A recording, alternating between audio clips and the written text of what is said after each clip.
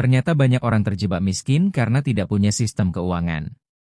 Banyak orang bekerja keras, berusaha jujur, dan rela mengorbankan waktu, tetapi hidupnya tetap terasa sempit. Uang datang dan pergi tanpa bekas, masalah keuangan berulang, dan setiap bulan dimulai dengan harapan yang sama lalu berakhir dengan kecemasan yang sama. Dalam banyak kasus, persoalannya bukan semata penghasilan, melainkan ketiadaan sistem keuangan yang jelas. Dalam ekonomi perilaku, uang dipahami sebagai sesuatu yang sangat dipengaruhi oleh struktur, bukan sekadar niat. James Clear dalam Atomic Habits menegaskan bahwa kita tidak naik ke level tujuan, tetapi jatuh ke level sistem yang kita miliki.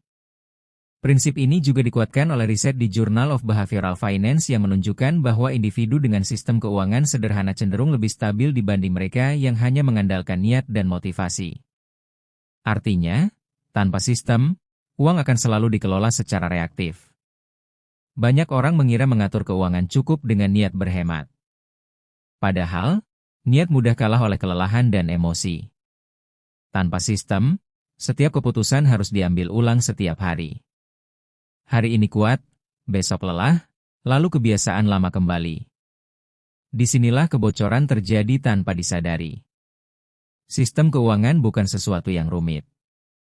Ia bisa sesederhana membagi uang begitu gajian, memisahkan pos kebutuhan, dan menetapkan batas pengeluaran.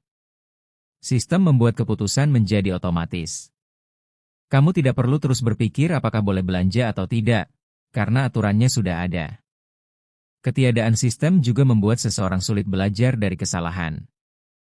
Tanpa catatan dan evaluasi, pengeluaran yang sama terulang dan disalahkan pada nasib. Padahal, yang perlu dibenahi adalah strukturnya, bukan terus-menerus menyalahkan diri. Orang yang memiliki sistem keuangan biasanya terlihat lebih tenang, meski penghasilannya biasa saja. Bukan karena hidupnya tanpa masalah, tetapi karena ia tahu apa yang harus dilakukan ketika masalah datang. Ada cadangan, ada batas, dan ada rencana. Pada akhirnya, kemiskinan yang terus berulang seringkali bukan karena kurang usaha, tetapi karena hidup dijalani tanpa sistem. Dan kabar baiknya, sistem adalah sesuatu yang bisa dibangun siapa saja. Tidak harus sempurna, cukup berjalan.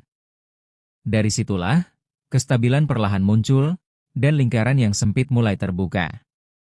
Inilah zona logika.